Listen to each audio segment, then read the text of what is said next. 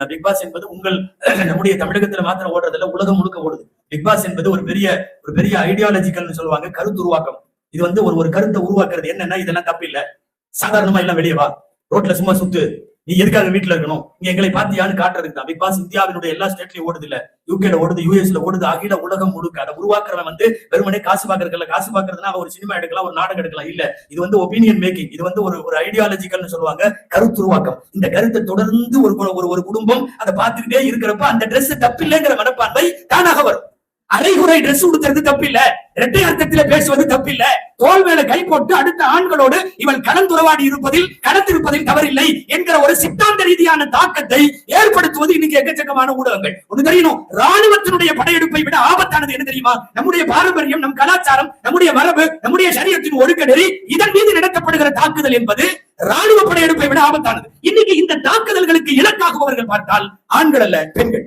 மிக அதிகமாக இலக்காகுவது பெண்கள். சரி, என்ன செய்யலாம்? ஒண்ணு செய்ய வேணாம், அது நடக்கிறது ஒரு பக்கம் நடக்கும், அவர்களை நிறுத்த முடியாது.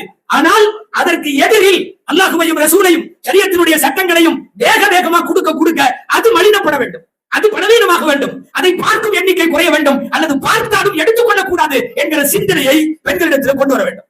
அதற்கு தான் நிஸ்வான் மதரசாக்கள் தேவை என்கிறோம். நான் சொன்னது ஒரே ஒரு பிக் பாஸ் மாத்திரம். இன்னைக்கு சமூகத்தில் நடக்கிற, நம்மை சுற்றி நடக்கக்கூடிய எல்லா நிகழ்வுகளுமே என்ன தெரியுமா? பெண்களை அவர்களின் பாரம்பரியத்திலே இருந்து, அவர்களின் பத்திரித்தனத்திலே இருந்து, அவர்களின் கற்பொழுக்கத்திலே இருந்து அவர்களை கொஞ்சம் கொஞ்சமாக நீர்த்து போக செய்கிற மோசமான வேலையை இன்டர்நேஷனல் லெவல்ல ஊடகங்கள் கையில் எடுக்கிற போது பெண்களை காப்பாத்தியாகணும். அல்லாஹ் ரசூலை தர வேண்டும். அல்லாஹ் ரசூலை கொடுத்துட்டா போதும், பயப்பட வேண்டியதில்லை. ஒரு நேரம் இருந்தது, நாங்களே பேசணும், வெள்ளிக்கிழமை ஜும்மால அங்க இங்க எல்லாம் பேசணும். என்னன்னா, மொபைல் கொடுக்காதீங்க, கம்ப்யூட்டர் கொடுக்காதீங்க, லேப்டாப் கொடுக்காதீங்க, பெண்களுக்கு கொடுக்க கூடாது அப்படின்னு எல்லாம் பேசணும். ஆனா இல்ல, இன்னைக்கு என்ன ஆயிடுச்சுன்னா அதுலதான் பாடம் நடக்குது. நம்ம கொடுக்காம இருக்க முடியாது. உனக்கு மொபைல் தர மாட்டேன்னு பிள்ளைங்க சொல்ல முடியல. 6th ஸ்டாண்டர்ட் 7th ஸ்டாண்டர்ட் எல்லாம் ப்ராஜெக்ட் அதுலதான் நடத்துறான். எனவே என்ன முடிவுக்கு வர வேண்டும் தெரியுமா? கொடுக்க வேண்டும். மொபைல், லேப்டாப் என்ன கொடுத்தாலும் என் பிள்ளை கெட்டு போக மாட்டாள் என்கிற அளவுக்கு எதிர் திசையில் தக்குவாவை தர வேண்டும். அந்த சூழ்நிலை உருவாக்குவதற்கு தான் இன்றைக்கு மதரசாக்களின் தேவை என்பது இருக்கிறது.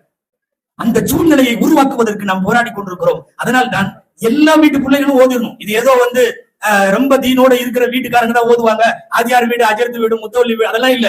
அனைத்து இஸ்லாமிய பெண்களின் வீடுகளிலே இருந்தும் இப்படிப்பட்ட சரியத்தை தெரிந்து கொள்வதற்கான வேகமான முயற்சிகள் முன்னெடுக்கப்பட வேண்டும். நாங்க உங்களுக்கு இல்ம தர்றதுக்கு முக்கியமான காரணங்கள்ல ஒரு காரணம் என்ன தெரியுமா?